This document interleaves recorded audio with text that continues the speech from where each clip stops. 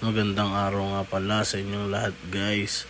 Share ko nga lang pala itong minasa ko na brioche. 20 kilos nga pala yan guys. Yan nga pala sa doon na yan guys ay marami na akong magagawa niyan. Shout out sa iyo paring Marvin, sa partner ko. Yan, yung tinitimbang ko nga pala na yan guys na maliliit ay gagawin ko yung hotdog bun at saka brioche mini loaf. Shout out sa iyo Papa Jack. Yan, yung tinitimbang ko na yan, 100 grams nga pala parehas yan guys. Diyan nga pala ay kung ano-anong tinapay na yung pwede kong gawin. Yan nga palang mga nakabilog na yan guys, sa harapan ko ay gagawin ko yan, ensaymada. Ensaymada mini, medium at saka small. Yan. Yung binibilog ko na yan nga pala guys ay pre-shape yan. Yan. Yan nga pala guys yung hotdog ba. Napakaganda nga palang masahin yung brioche na yan guys. Kasi napakaganda ng texture niyan.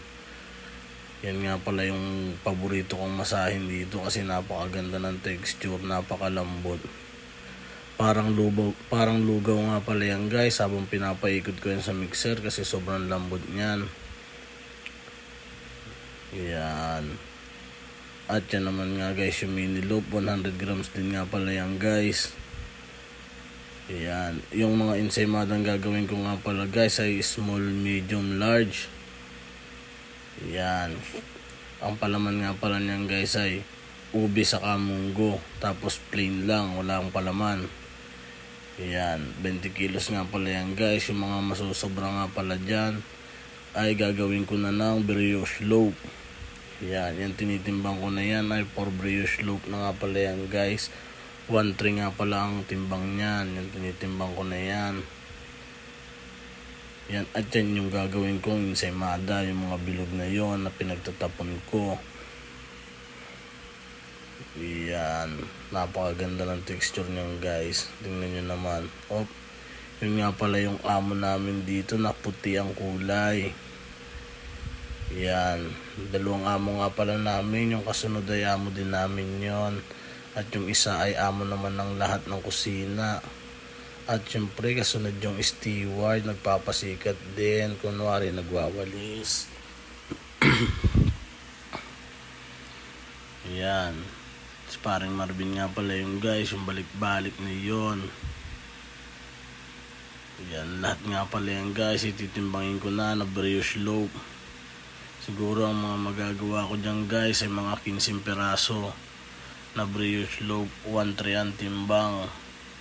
20 kilos nga pala yan guys yung minasa ko na yan. Ayan, tingnan nyo naman.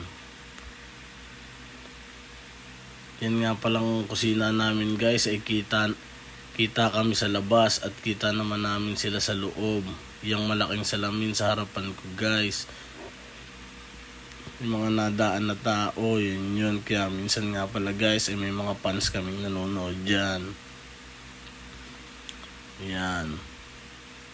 Minsan ay may mga sumisilip nga pala sa amin dyan habang gumagawa kami ng tinapay. Yan.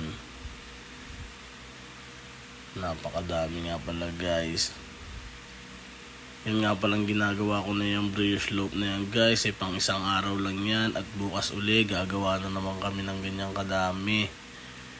Ganyan nga pala karami ang production dito guys. At isang klase pala nga pala yan guys.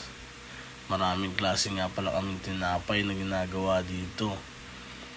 At yun na nga guys, i-pre-shape ko na yan. Tapos rekta na sa molde yan guys. Hindi mo na pwedeng pagandahin pa yung figura kasi nakamolde naman yan. Pag na-proof yan at pag umalsa ay magiging rectangular yan guys. Kasi rectangular yung molde niyan. Yan. Yan nga parang natulong na yan sa akin ay master namin yan guys. Yan, yun nga pala ang chip baker namin dito.